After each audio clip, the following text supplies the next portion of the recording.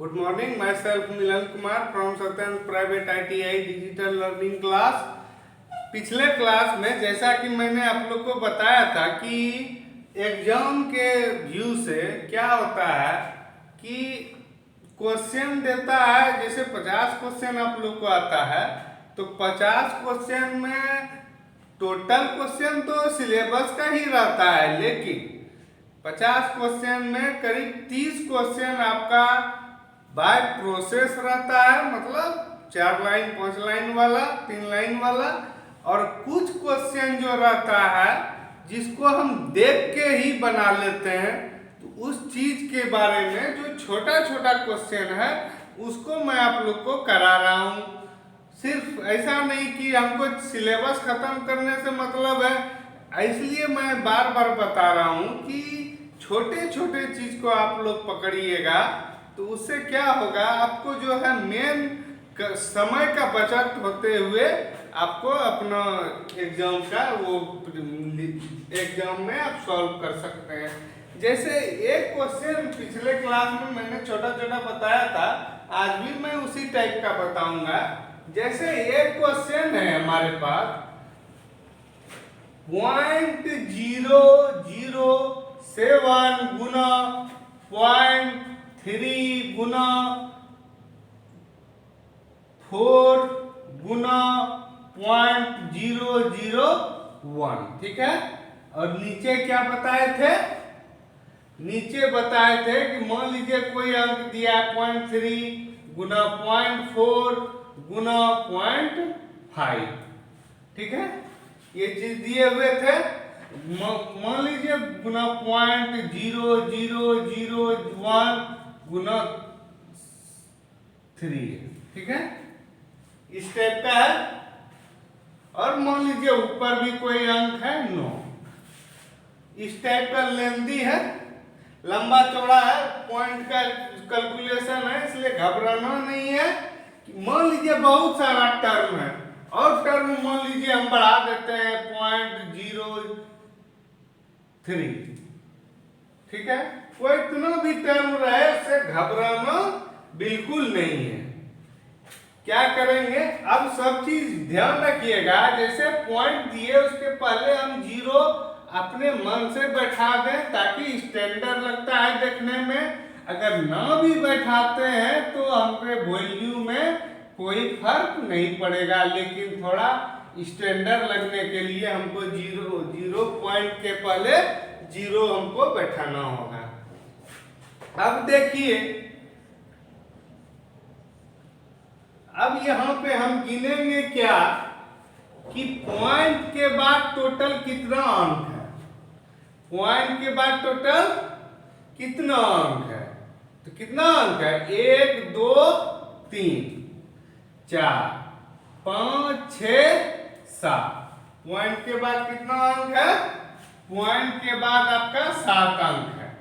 Point के बाद कितना अंक हो गया, 1 2 3 4 5 6 7, ऊपर हो गया पॉइंट के बाद 7 अंक। नीचे देखिए कितना है, 1 2 3 4 5 6 7 8 9, इसमें तो नहीं है।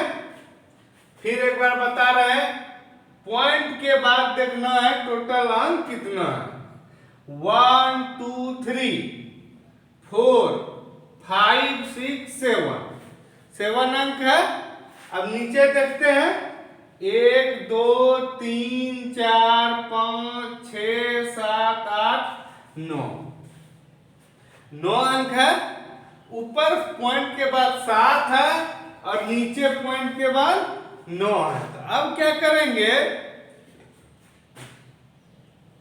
जितना रहता है, अब देखिए पॉइंट को सारे को हटा देंगे, जोड़ लिए हैं, काउंट कर लिए हैं, तो पॉइंट को हटा दिए। तो यहाँ पॉइंट को हटाएंगे तो कितना बचेगा मेरे पास, पॉइंट को हटाएंगे तो मेरे पास बचेगा 7। इस पॉइंट को हटाएंगे तो मेरे पास बचेगा 3।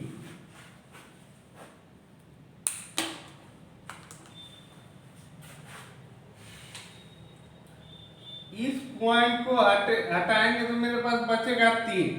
इस पॉइंट को हटाएंगे तो मेरे पास बचेगा 4, इस पॉइंट को हटाएंगे तो बचेगा 1 और यहाँ 9। ठीक है, और देखिए यहाँ क्या है, हम बताए थे आपको कि 7 अंक हुआ तो 1 पर 7 शून्य दे दीजिए। 4 5 6 7, 4 3 7, 1 पर 7। जितना पॉइंट के बाद जोड़ के अंक होता है, जितना भी पॉइंट जोड़ने के बाद अंक होता है, अगर ऊपर होता है तो नीचे कर देंगे 1 पर उतना शून्य। अगर नीचे जो होता है उस पॉइंट को हटाएंगे तो ऊपर वहां कर देंगे। तो यहाँ पॉइंट टोटल जोड़े थे 1 2 3 4 5 6 7 8 9, यानी कि यहाँ 3 है। 3 गुना ये है आपका 3 गुना 4 गुना 5 गुना 1 गुना 3, ये है। अब यहाँ पे 9 अंक है, 1 पे 9 शून्य बैठा देंगे। 4 5 6 7 8 9 शून्य बैठा दिए। अब ये 7 शून्य और ये 7 शून्य मेरा कट गया।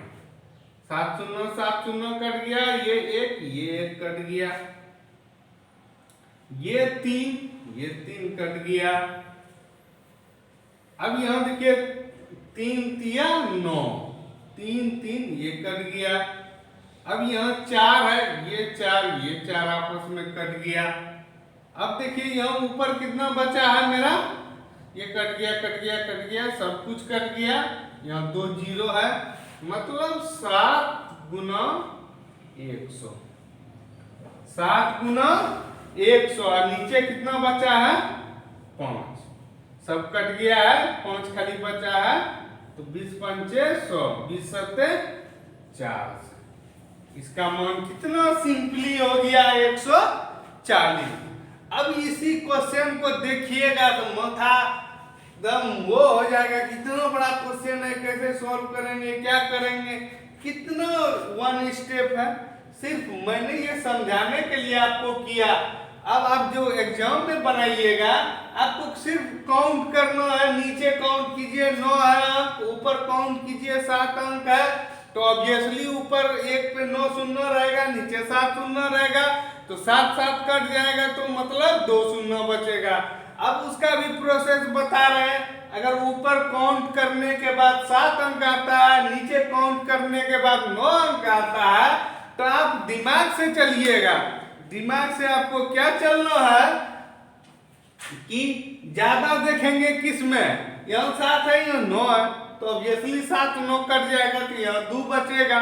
2 पॉइंट बचा तो ऊपर चला जाएगा, तो 100 हो गया सिंपली, और सबको कटा दीजिए। इतना सिंपल वे से बनाए। और एक प्रॉब्लम इसी टाइप का देखते हैं, जो कि देखने में तो लगेगा कि बहुत लेंदी है, लेकिन है बहुत इजी।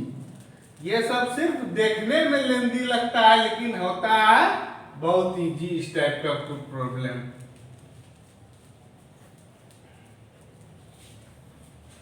लेंदी रहने से बात नहीं है, उसको हम कितना इजी वे से सॉल्व करते हैं, उसमें मेरा बड़प्पन है। नो कि हम उसमें देख के फंस जाए कि इतना बड़ा भास्ट प्रॉब्लम, वो बहुत गलत चीज है।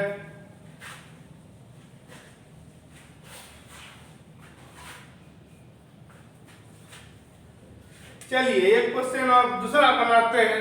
मान लीजिए पॉइंट 0.1 गुना 0.2 गुना 0.3 गुना 0.4 गुना 0.0005 गुना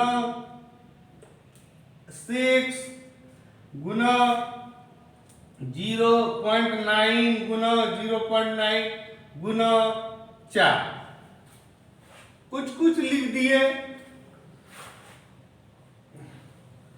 मान लीजिए 1 नहीं है, इसको 12 कर दीजिए। 12 है, 12 गुना इतना है। और नीचे देखिए क्या है, मान लीजिए नीचे 15 गुना 3 गुना 2 गुना 3 गुना 0.0001 गुना 0.00002 गुना 0.003। ऐसा हो सकता है क्वेश्चन? एकदम बिल्कुल सही है क्वेश्चन। तो मैंने आपको क्या स्टेप बताया था कि इस टाइप का क्वेश्चन रहे तो दिमाग में उलझन नहीं पैदा करना है, दिमाग को सुलझाना है। इस टाइप का प्रॉब्लम जब रहे तो आपको कुछ नहीं सोचना है कि इतना बड़ा प्रॉब्लम है, ये है वो है, कुछ नहीं सोचना है। आपको मैंने बताया था काउंट कीजिए। काउंट मतलब जोड़िए, दशमलव के बाद कितना अंक है, 1 अंक, 2 अंक, 3 अंक, 4 अंक, 5, 6, 7, 8। कितना अंक हुआ? 1 2 3 1 2 3 4 5 6 7 8 8 अंक हो गया। अब नीचे काउंट कीजिए कितना है, 1 2 3 4 5 6 7 8 9 10 11 12 अंक। नीचे 12 अंक है, ऊपर 8 अंक है। 8 अंक ऊपर का कट जाएगा, नीचे भी ध्यान में रखिए 8 नीचे 12, तो 8 8 कट जाएगा। अब 4 अंक नीचे ज्यादा है तो उस 4 अंक को मतलब पॉइंट वाले को उसका सॉल्व ऊपर करना है। तो सॉल्व जब 4 अंक ज्यादा है तो 1 पर 4 शून्य हो जाएगा अपने मन से, क्योंकि नीचे में दशमलव 4 अंक ज्यादा है। उसके बाद देखिए यहाँ लिखिए 12 गुना 2 गुना 3। अब दशमलव को भूल जाइए क्योंकि उसको हटा दिए, हटा के ये किए हैं। 3 गुना 4 गुना 5 गुना 6 गुना 9 गुना 4। अब यहाँ देखिए 15 गुना 3 गुना 2 गुना 3 गुना 1 गुना 2 गुना 3, यही हो गया। अब देखिए 3 5 15, 3 गुना 5 15, ये 15 आपका कट गया।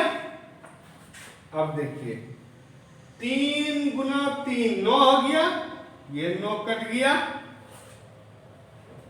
अब देखिए 2 दूनी 4 तिया 12, 12 नीचे कटाए तो ऊपर भी 12 एक कटाना होगा, ऊपर भी एक 12 कटा दिए।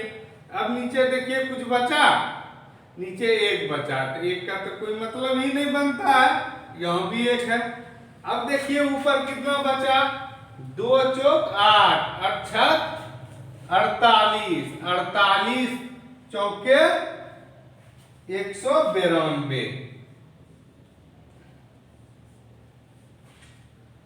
4 6 24, 24 24 दूनी 48, 48 दूनी 96 दूनी 192। ऊपर तो कोई अंक नहीं बचा और कितना शून्य है, 1 2 3 4 शून्य, 192 और 4 शून्य मेरा आंसर हो गया। कितना सिंपली मैंने इसको सॉल्व किया।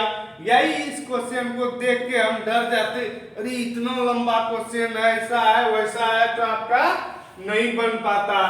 कुछ नहीं करना है, जब ऐसा क्वेश्चन रहे तो सबसे पहले आप काम क्या कीजिए, दशमलव वाले को काउंट कीजिए। दशमलव के अंक को काउंट करने के बाद वो जो दशमलव है उसको हटा के उसके अपोजिट साइड, अगर न्यूमरेटर में दशमलव का अंक ज्यादा होता है तो मतलब अंश में ज्यादा अंक होता है तो उसको उतना हर में 1 पे उतना शून्य बैठा दीजिए, या हर में ज्यादा होता है तो अंश में बैठा दीजिए। उसके बाद दशमलव हटा के सब अंक को कटा दीजिए तो आपका प्रॉब्लम सॉल्व हो गया। दशमलव का प्रॉब्लम मैंने आज बता दिया, जो कि हर एग्जाम में सिंपली आता है, 2 क्वेश्चन 3 क्वेश्चन। आज के क्लास में इतना ही, बाकी नेक्स्ट क्लास में। Okay, thank you.